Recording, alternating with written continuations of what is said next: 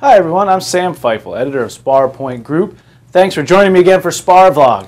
Whew! It's good to be back in the studio after that recent trip to Japan, I'll tell you that.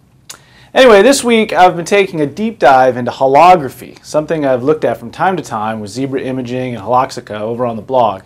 It's top of mind this week because of the 9th International Symposium on Display Holography being held down at MIT through June 29. It's a pretty interesting event, bringing together attendees from the science, art, business, and other worlds to talk about holography as a sort of community and look at the different ways people might be on parallel tracks without even knowing about it. Now, what's really interesting to me about holography is that we've already seen it bubble up and pop once. Remember the cover of National Geographic where the whole thing was a hologram? Yeah, that was 1988. The Shearwater Foundation, active between 1987 and 2004, actually actively supported with cash grants artists working in holography, including Ruben Nunez, one of the first 6 recipients of the magical $10,000 checks. He died earlier this year. I was able to find a small example of his work, this tantalizing globe-like homage to Louis Comfort Tiffany, but I read enough to wish I had a chance to see his exhibit at the Museum of Holography in 1978. That museum, opened as recently as January of 2001 by what I can figure, is now apparently shuttered. All I could find online was this photo by the Flickr user Swanksalot. It looks like it's permanently closed, which is kind of sad, really. I think part of the problem has always been the perception that holograms are pretty, but not particularly useful, other than as a way to watermark things or to prove your credit card is real or something. But companies like Zebra and Holoxica are trying to change that.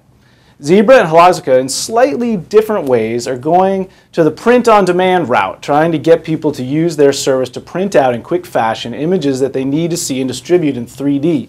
The military is a big customer. What a great way to look at the terrain you're about to occupy, much better than a flat map.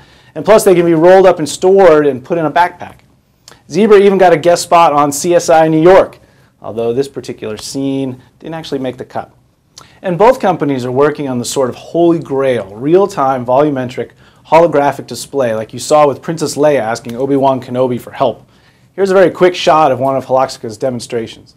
Zebra has even hinted at a sort of holographic table where you'd be able to interact with the hologram and make notations, which would be, to understate matters, pretty dang cool.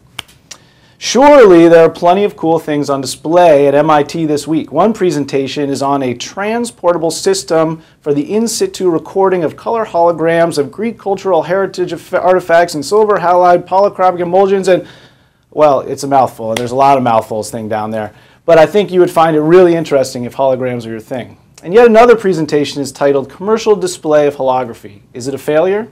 And yeah, there's a question mark at the end, but there's definitely a question as to whether holography will ever take off as a useful tool and not just be for curiosity and hobbyists. But as the world captures more and more 3D data and looks for better ways to view and interpret that data, my bet is that holography starts to yet again take hold and capture both imaginations and portions of budget. We need better ways to see and experience 3D, and holograms may eventually be the answer in one form or another. I'm looking forward to finding out, and hopefully you're looking forward to the next edition of SPARVlog, because that's all I've got for today. So once again, I'm Sam Pfeifle. I'm editor of SPAR Point Group, and I'll see you next time.